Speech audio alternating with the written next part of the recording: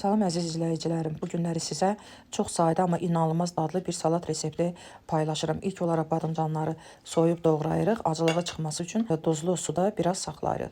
Daha sonra sudan çıxardıb safet kağızla qurulayırıq.